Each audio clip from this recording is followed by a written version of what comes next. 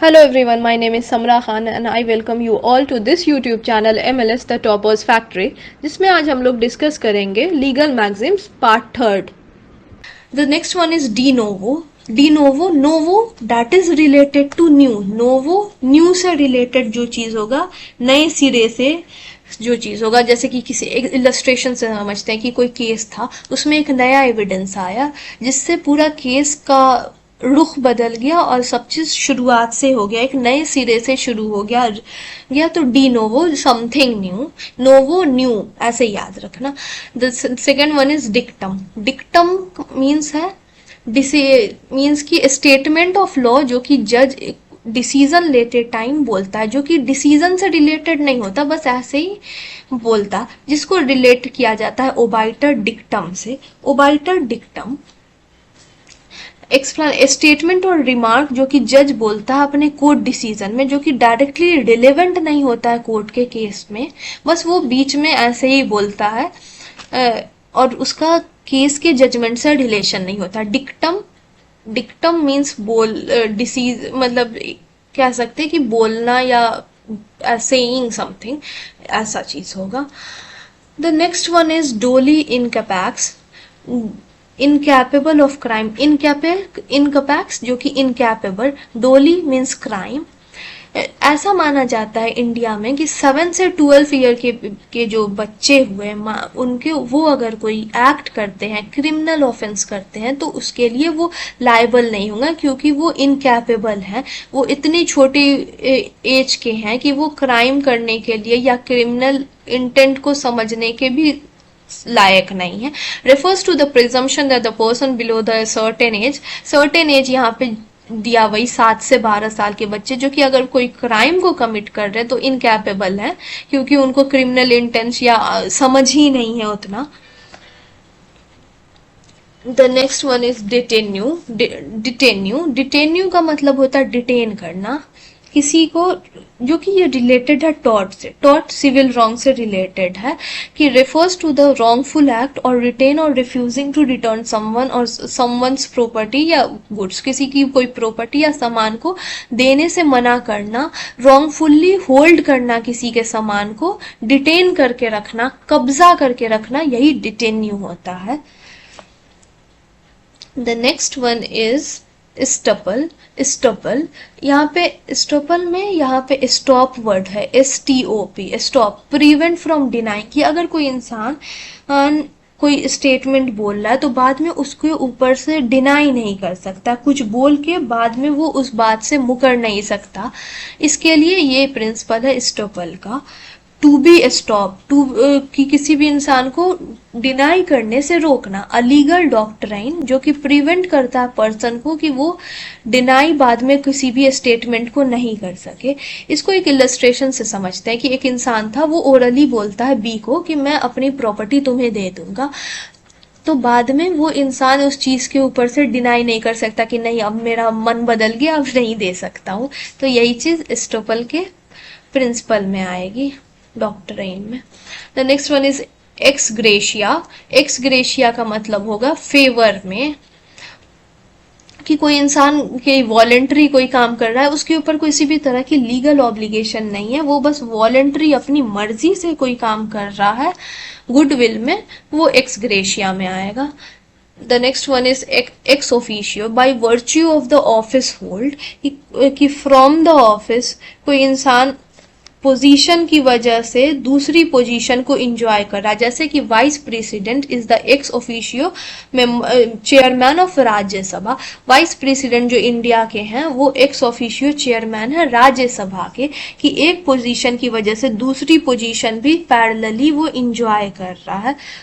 The authority और power granted to someone because of the position और office they hold, की एक position की वजह से दूसरा मिल रहा है।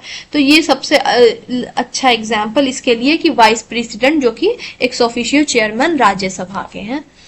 The next one is x party.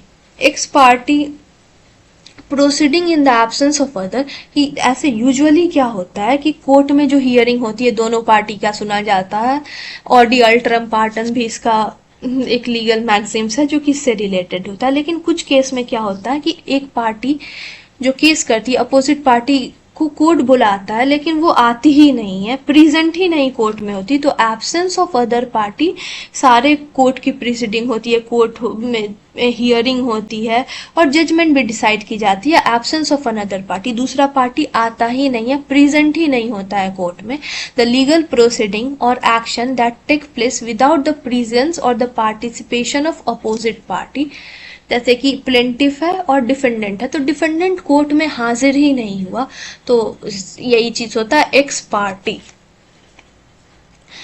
The next one is x post facto. X post facto after the fact और रेट्रोएक्टिवली।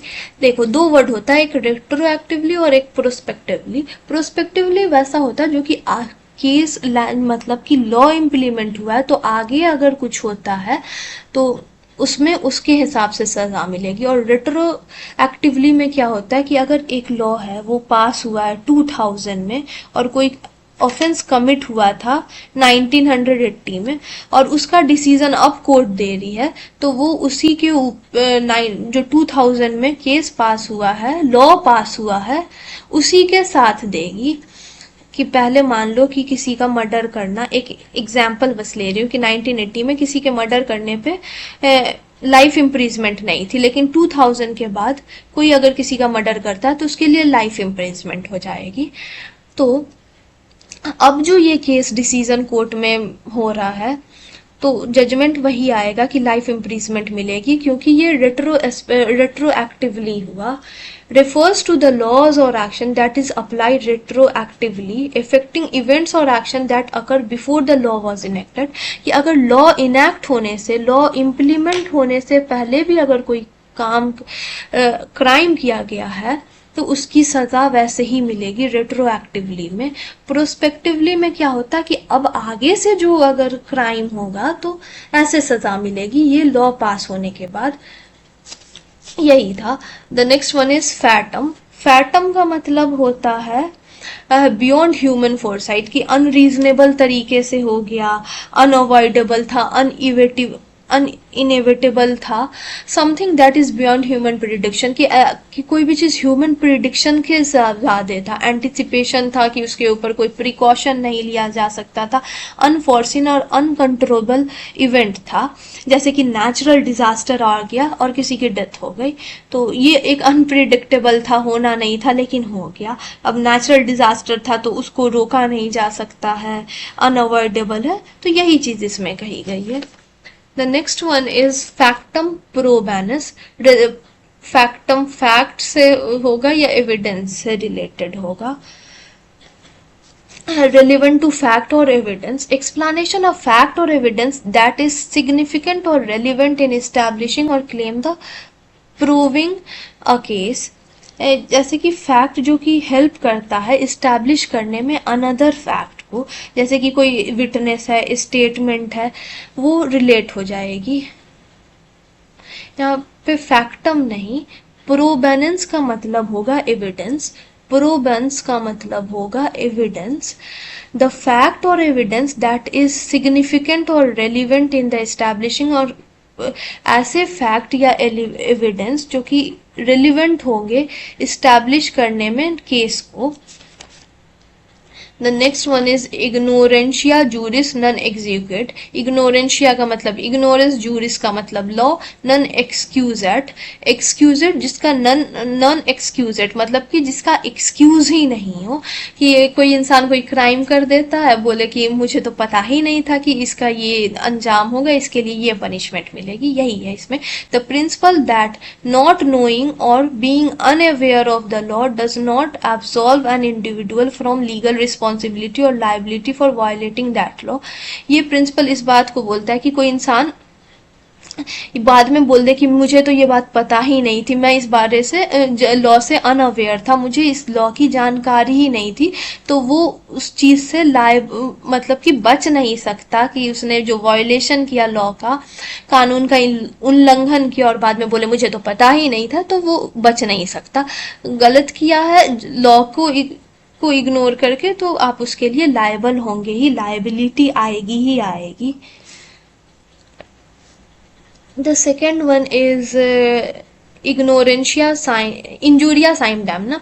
इंजुरिया sine damnum means injury sine हो रही है लेकिन डैमेज नहीं हो रहा। पहले हमने पढ़ा था डैमनम साइन इंजुरिया, यहाँ पे इंजुरिया साइन डैमनम। इंजुरिया इंजुरी हो रही है लेकिन डैमेज नहीं हो रहा, मतलब कि लीगल इंजुरी यहाँ पे हो रही है लेकिन किसी भी तरह का डैमेज नहीं हुआ, इंजरी बस हुई है, लीगली इंजरी। ये एक सिचुएशन है जहाँ पे कि किसी इंसान की लीगल राइट का इन्फ्रिंगमेंट होता है, बल्कि किसी भी तरह का हार्म या डैमेज उस इंसान को नहीं होगा, बस एक लीगल राइट जो थी वो डैमेज हो जा रही है। इसका केस है एशबी वर्सेस वाइट, जिसमें कि एशबी वोट करने जा रहा था तो वाइट ने, जो कि डिफेंडिंग ऑफिसर था, रोक देता है। तो एशबी की लीगल राइट टू वोट, जो कि एक लीगल राइट है, वो वायलेट होती है, इसलिए कोर्ट इसमें कॉम्पनसेशन देता है।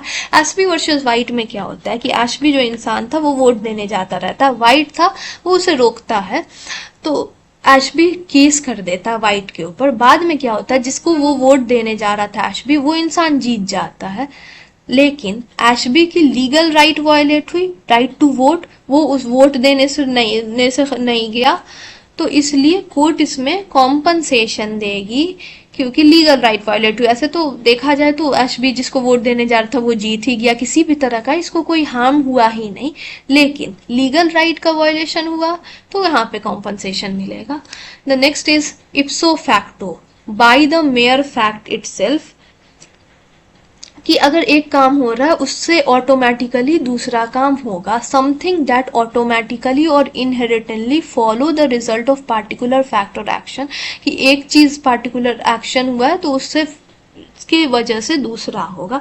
जैसे कि कोई इंसान है वो इंडिया में बॉर्न हो रहा है तो इप्सो फैक्टो वो सिटीजन ऑफ इंडिया बन रहा है। मान लो कि किसी का जामिया में जेएमआई में एंट्रेंस क्लियर हो रहा है, तो इप्सो फैक्टो वो इंसान का जामिया में एडमिशन होगा, और इप्सो फैक्टो अगर लॉ फैकल्टी में हुआ है तो वो आगे जाके लॉयर बनेगा। तो यही चीज है इप्सो फैक्टो।